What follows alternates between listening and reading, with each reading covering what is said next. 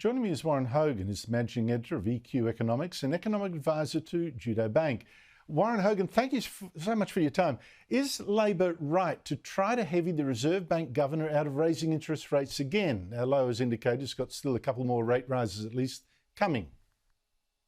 Yeah, hi Andrew, thanks for having me on the show. No, they're not. In fact, this is, for someone like myself who's been following monetary policy all my career, probably the worst political interference I've seen. It's extraordinarily damaging to our reputation globally, and of course it's extraordinarily damaging to good policy outcomes. There's a reason the Reserve Bank is independent. There was a lot of pain and suffering that got globally, all of us around the world, to a point where we realised that central banks have to make tough decisions that have to be independent of the political process, and that works both ways.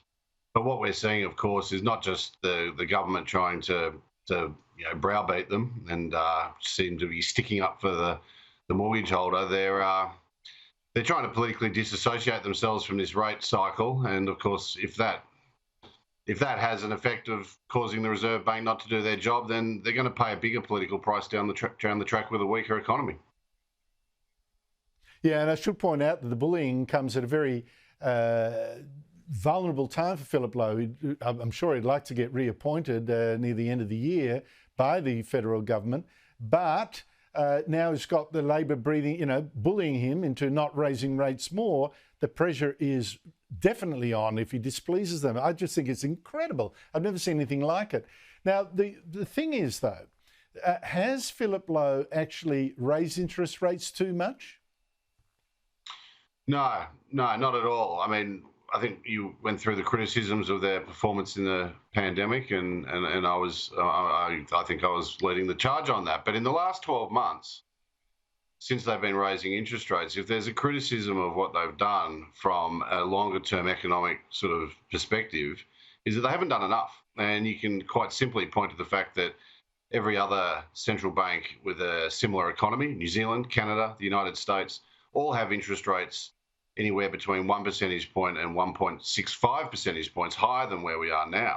So the criticism would be that they've actually been affected by this politicisation of monetary policy, and this has been going on now for some months, and that they haven't done the job that they need to do. And of course, this does expose Australia to getting behind the game on inflation. The economy runs away, and they'll have to raise rates to such an extent at some stage that we go into a very deep and damaging recession. Now, it's still too early to say that, but they haven't. If there is a criticism, it's that he hasn't done enough, not too much. Warren, I'm just getting quite frightened by some of the stuff I'm seeing right now. It's just so extraordinary. I'll talk more on another issue later in the show. But Philip Lowe is actually in danger on another front. He didn't give his usual press conference last week after raising the official rates again, but did give a private briefing to an investment bank. And as he spoke, bond yields suddenly rose, suggesting a lot of people suddenly, maybe people at the meeting, thought that interest rates would go up even higher than expected, and fingers are now being pointed at Lowe. Did he somehow give people at this private meeting a private hint, not available to others not at the meeting? He denies it, but the Treasurer this week expected Lowe to face questioning about this. Here he is. No doubt people will want to ask him about that, and he can explain it. Warren Hogan, how serious is this issue for Philip Lowe? Look, I do think it's a bit of a storm in a teacup. I've been present at these briefings throughout my career, going over 20 years, by various governors. They operate via the financial system, i.e. the mortgage rate, i.e. what happens with interest rates in capital markets. They have to be in touch. What happened last week, I wasn't there, so I can't be definitive on this, but I don't think he would have said anything that wasn't public. There's always interpretation of people's tone and body language, of course. But the reality is that there was a big shift in the bond market last week because of the misreading of the RBA prior. And so I think it's more likely to be coincidence. I think the biggest misjudgment made by the governor was not doing the press club speech.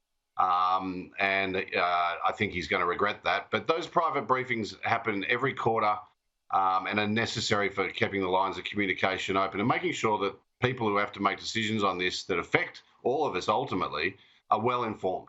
So I think it's a bit of a storm in the teacup.